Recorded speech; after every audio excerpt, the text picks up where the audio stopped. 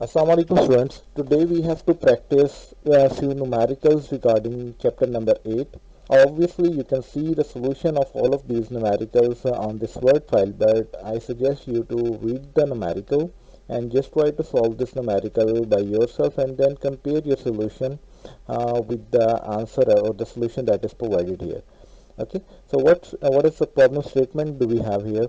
Consider the flow of oil with the density 894 kg per meter cube and the viscosity 2.33 kg per meter second in a 40 centimeter diameter pipeline at an average velocity of 0.5 meter per second. A 300 meter long section of the pipeline passes through the icy waters of a lake. Disregarding the entrance effects, determine the pumping power required to overcome the pressure losses and to maintain the flow of the oil in the pipeline. Okay, so to solve this numerical, we can have this kind of figure.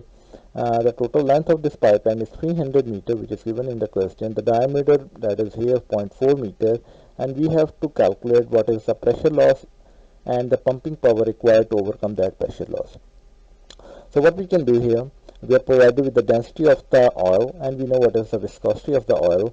So we can calculate what is the volumetric flow rate of the fluid within the pipeline. To calculate this volumetric flow rate, we can multiply the velocity with the cross-sectional area. So the velocity, it is given to you in the question, which is 0.5 meter per second. And for the cross-sectional area, we can use the formula pi d square by 4.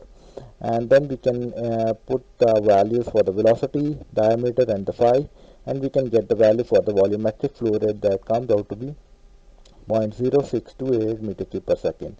Then we can calculate the value for the Reynolds number by the formula rho Vd by mu, density, velocity, and diameter divided by the viscosity. So we can plug the values of these terms, and the value for the Reynolds number that we get here, it is 76.7, which lies in the range for the laminar flow, which is less than 2300. Therefore the flow is laminar and the friction factor is this one. Okay, so if you are getting the value for the laminar flow, the friction factor equation that we can use to estimate the value for this friction factor, it is 64 divided by Reynolds number. So you will put the value for the Reynolds number, and the friction factor value you can calculate as 0.834. Okay, then we need to calculate what is the pressure loss within the pipeline, so we can use the equation. This is the same equation that I give you in the note. So delta P can be equal to FLD divided by D rho V squared by 2. So now you have the value for the friction factor. You know what is the length of the pipeline, the density is given, velocity you have calculated, the diameter is given. So you can put the values here in this equation to get the value for the delta P that comes out to be 69.9 kilopascal. And now we need to calculate what is the pumping power required. So we can use this equation, a useful pumping power from the chapter number 5, that is equal to volumetric flow rate multiplied by delta P. So you have the value for the volumetric flow rate, and then you can multiply this one with the delta P that we calculate to calculate the value for the useful pumping power requirement. Okay, now we can use one more equation to get the value for the delta P from the chapter number 8. If you go back to the notes, there is some equation for the laminar flow, because here we got the equation for the Reynolds number in the range for the laminar flow. So there is another equation that is given in the chapter number 5 in the notes that you can also use to calculate the value for the delta P other than this equation. Okay, so I suggest you to also get the value for the delta P from that equation and just try to compare whether you get the same result or not. Okay, thank you. Okay guys, so let us start the numerical number 2, which is also a very good one. Air enters a 7-meter long section of the rectangular duct of cross section 15 centimeter multiplied by 20 centimeter made of commercial steel at a pressure of 1 atmospheric and temperature of 35 degrees C at an average velocity of 7 meter per second. Disregarding the entrance effects, determine the fan power needed to overcome the pressure loss in this section of the duct. Okay, so you can spend some time. You just try to solve this numerical by yourself, and then you can just continue the video to see the solution. Okay, now for the solution, what we can see here, if we are dealing with the non-circular pipelines like the case with the ducts, we have to calculate the hydraulic diameter. So what is an equation to calculate the hydraulic diameter? The equation that we can use, it is 4 multiplied by the cross-sectional area divided by wetted parameter. Now for this duct, the cross-sectional area can be calculated as 4 multiplied by A into B, which is 15 centimeter by 20 centimeter, and the wetted parameter at represent you the boundary of this duct which will come into contact with the fluid. Okay, so 2 multiplied by A plus B.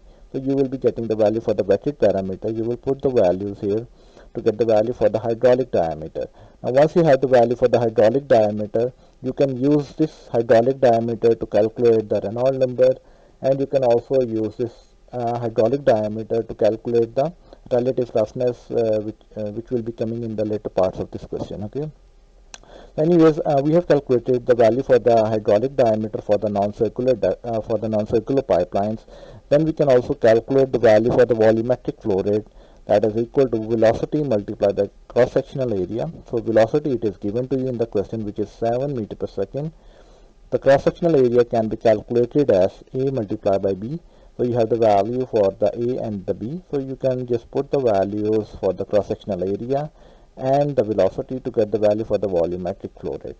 Now, once you have the value for the hydraulic diameter and the velocity, you can calculate the value for the Reynolds number by the equation rho V dH by mu. So now here you can see that for the Reynolds number calculation, we will be using dH, which is the hydraulic diameter, right? So this is what we have calculated earlier. So you can put the value for the density, velocity, and the hydraulic diameter divided by the viscosity of the fluid. So the Reynolds number value that you get here, it comes out to be 72,490. So from here what we can see that this Reynolds number value lies in the range for the turbulent flow. So we can calculate the friction factor by using some Coolbrooks equation, Holland equation, or we can get the value for the friction factor from the Moody's chart. So we will see that what we can do. Now, whenever we get the value for the Reynolds number in the range for the turbulent flow, we have to calculate the relative roughness, okay? Because we have seen the equations that for the turbulent flow, always we need to calculate the relative roughness. So to calculate the relative roughness, the equation is epsilon divided by the hydraulic diameter. Epsilon is the roughness of the material. So we are using which kind of material? We are using the commercial steel. The value for the roughness for the commercial steel, it is this 1.000045 meter, and then you can divide this epsilon value with the hydraulic diameter to get the value for the relative roughness. So once you have the value for the relative roughness and the Reynolds number value, you can use the Coolbrooks equation, or you can use the Holland equation, or you can use the Moody's chart to get the value for the friction factor. Now here we are using the equation for the Coolbrooks equation to get the value for the friction factor, that comes out to be 0.02034, and then we can use this value for the friction factor to calculate the value for the pressure drop or the pressure loss in this duct. Okay, so this equation we have studied this one in chapter number 8, and also I gave you this equation in the notes. Okay, so we can use the equation for the delta PL, that is equal to FL rho V square divided by D into 2.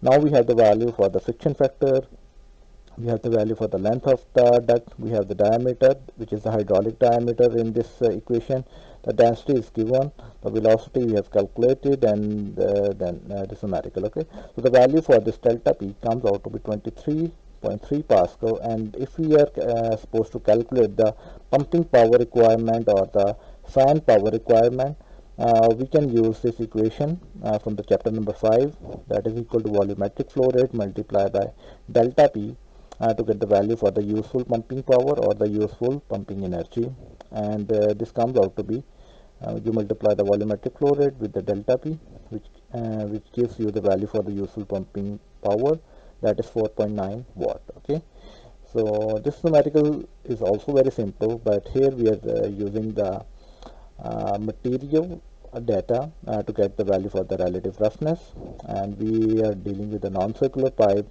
so we have to also do the calculation for the hydraulic diameter, and then we have to use the equations for the Coolbrooks, Holland, or the Moody chart to get the value for the friction factor. Okay, so this is a very good example in which we are dealing with multiple aspects of what we have studied in the chapter number 8. Okay, so you can just try to do this example by yourself from different aspects and try to get like more information about the equations that we are using in this numerical. Okay, thank you. Now let us solve the last numerical for the today's lecture. So let's see what we have here. Oil with a density of 850 kg per meter cube and the kinematic viscosity of 0.00062 meters square per second is being discharged by a 5 mm diameter 40 meter long horizontal pipe from a storage tank open to the atmosphere. The height of the liquid level above the center of the pipe is 3 meters. Disregarding the pipeline losses, determine the flow rate of the oil through the pipe. Okay, so you can spend some time to solve this numerical by yourself, and then you can restart the video to see the solution.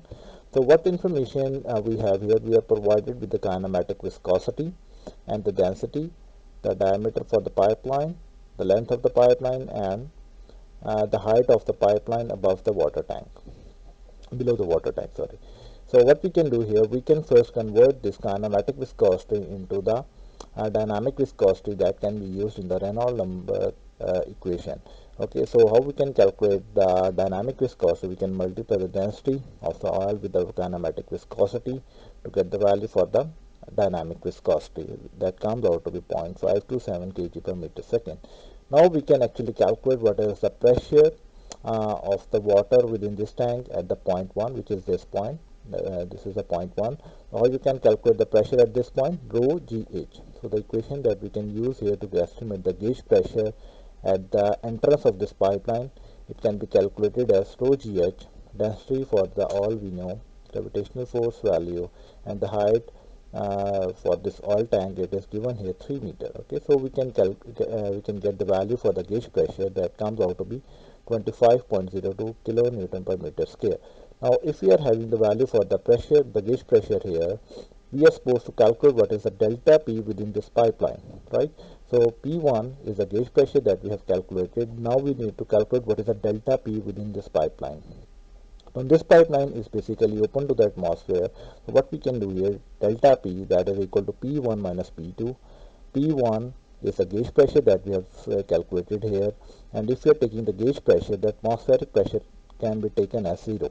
Okay, so the P1 gauge, it comes out to be 24.02 kilonewton per meter square, and the delta P, using this equation, we can get the same value for the P1 gauge, that is 25.02 kilopascal. Now we need to calculate what is the volumetric flow rate of a fluid within this pipeline. Okay, so what we can do here, we can go back to in chapter number 8, and this is an equation that we have used earlier. How we can use this equation? The volumetric flow rate, that is equal to delta P minus rho g L sine theta rho phi d power 4 divided by 128 mu. Now we are dealing with the horizontal pipeline, though, so this factor will be reduced to 0, and we can rearrange this equation to get the value for the delta P. So this is the same thing that we have done here. We have rearranged the equation to get the value for the volumetric flow rate into the horizontal pipeline. So now we have the value for the delta P, this one. We have the value for the phi. We have the value for the diameter for this pipeline, which is 5 millimeter. Then we can divide this one with 128 mu, which is the dynamic viscosity that we have calculated here. The length, which is provided in the question, 40 meter. Now you can put the values for the volumetric flow rate to get the value for the volumetric flow rate. That comes out to be 1.821 into 10 raised to the power minus 8 meter cube per second. Now what is the problem of using this equation here? We can use this equation or this equation only when we are dealing with the laminar flow. So now we need to check that the equation that we are using to calculate the volumetric flow rate, that is the correct equation or not. So we can verify this thing by using some more analysis. So if we have the value for the volumetric flow rate, we can calculate the value for the velocity. The volumetric flow rate can be divided with cross-sectional area, which is equal to pi d squared by 4, and the velocity that you can calculate by using this equation, it comes out to be 9.27 into 10 raised to the power minus 4 meter per second. Now using this velocity we can calculate the value for the Reynolds number, that is rho ud divided by mu. You will put the values for the rho, v, d and mu to get the value for the Reynolds number, that comes out to be 0.0075. Now from here what we can see here, the value for this Reynolds number, it lies in the range for the laminar flow, right? So if we are dealing with the laminar flow here, then the equation that we have used here, like this equation, it is the correct equation for the given problem. So we can, this is how we can verify that we have used the correct equation or not. So if I summarize this one, so what we can do here, we can calculate the value for the volumetric flow rate and by using the laminar flow equation, and then we again recheck that this equation is reliable or not. So we calculate the value for the Reynolds number again and see if it is lying in the range for the laminar flow or not. Okay, so if this is lies in the range for the laminar flow, then the volumetric flow rate that we calculated earlier, it is the correct one. Okay, so this is for today's lecture, and let me know if you have any question. Thank you.